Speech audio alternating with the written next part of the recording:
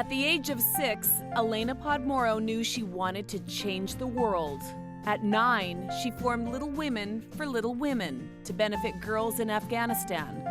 Her first fundraiser brought in enough money to pay for 4 teachers to work for a year. If there is something happening in the world that makes you feel sick in that pit of your stomach, it really is, your responsibility to do something about it. Soon, Alaina was overseeing groups across the country, girls wanting to make a difference. It doesn't take, a superhero to make a difference in the world. It can take 20 girls. It can take just a bunch of kids to say, hey, this isn't okay, and I can make this change. Alaina was named ambassador to Canada for International Day of the Girl and Canada's top teen philanthropist. And at the age of 15, she realized her lifelong dream to visit Afghanistan. I needed to see the projects. I needed to meet the girls. I wanted to experience the culture. I just needed to get dirt underneath my nails. We actually were able to meet teachers that we had trained. We met girls who were able to go to school now because we had created opportunities. When she returned from the life-changing trip, she spoke at the United Nations and did 17 speeches in 7 days. It's then that she started to feel sick. I had had hours and hours of blood testing, and they couldn't figure out what was going on.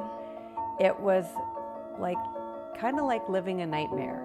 Every single day, something new was changing and happening within her body that nobody seemed to be able to stop. It was just attacking her. It was the most terrifying part of my life ever.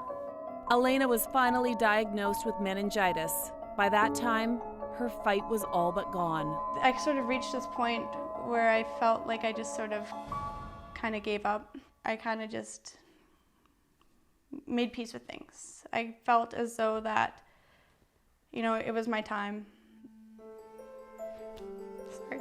But she fought through it. After the virus worked its way through her body, Alaina was left with nerve and brain damage. She struggled to understand what people were saying and completely lost her short-term memory. The first big one was she lost her French language. And the thing about that was that she had done a public service announcement with the then Minister of Status of Women in French. Now she couldn't even read a word of it. That's when she was accepted into the brain injury program at the BC Centre for Ability, where she received occupational therapy, physical rehab, and counseling. It was like a miracle had happened for us, because suddenly we had these resources that we didn't really know we even needed at the time.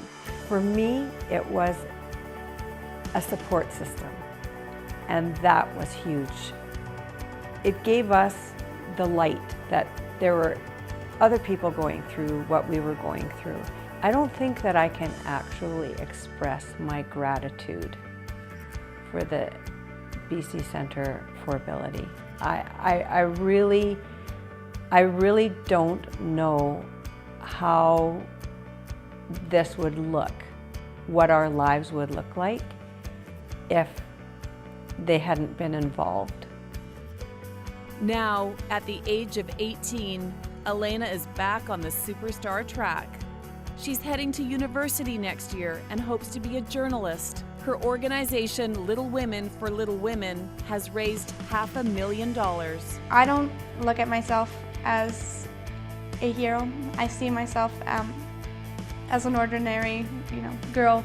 There are great things ahead if you just sort of keep on in your fight. I always say keep on keeping on.